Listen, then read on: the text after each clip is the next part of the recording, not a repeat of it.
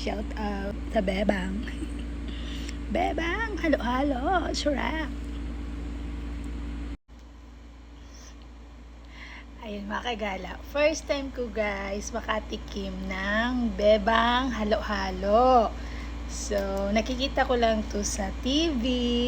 Yun, talaga sabi, talagang masarap daw to. Lalo na ngayon, 'di ba summer, napakainit ng panahon. So, ito po ay may nag-treat lang po sa amin ito, Bebang. Thank you po kay Ma'am Lisette sa pabebang halo-halo. So, tikman natin guys. Mukhang masarap na talaga to.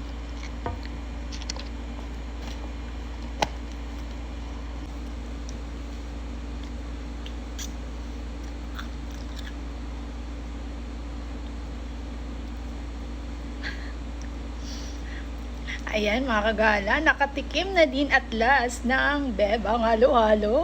Ang sarap-sarap nga talaga pala. Totoo talaga yung mga sinasabi nila sa TV. Bakit saan yan? Saan gawa?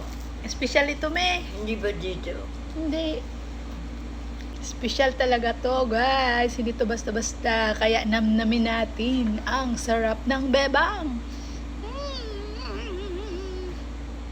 Kaming dalawa ni Lord talaga. Ay, tingnan nyo naman guys. Sa halo pa lang talaga.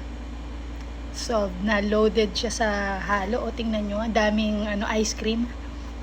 Ano? Kita nyo? Sarap.